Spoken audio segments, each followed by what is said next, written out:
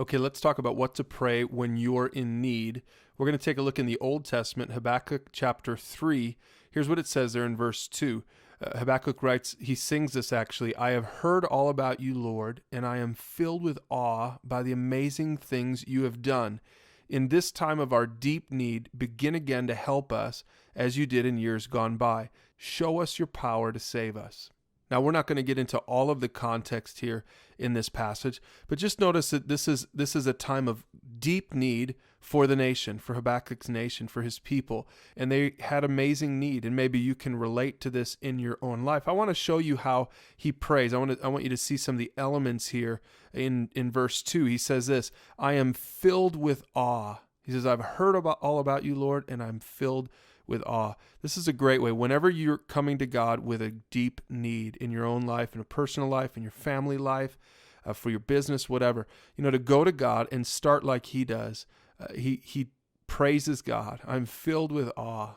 I've heard about you, and I know that you're an awesome God.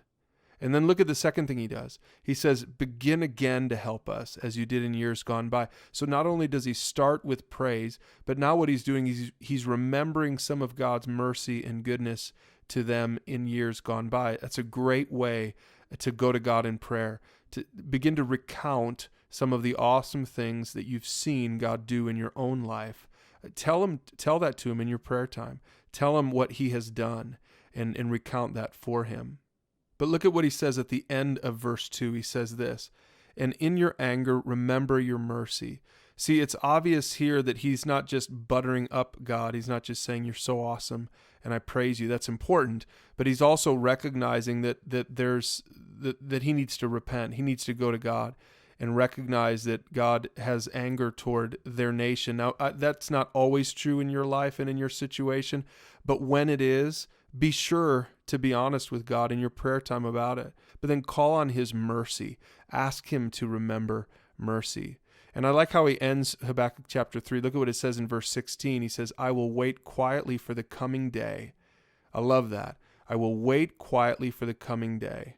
So he's patiently waiting on God's hand to rescue him. That's a great thing for you to pray, to yield to him, submit to him, and wait for him to answer. And look at what he says in verse 17.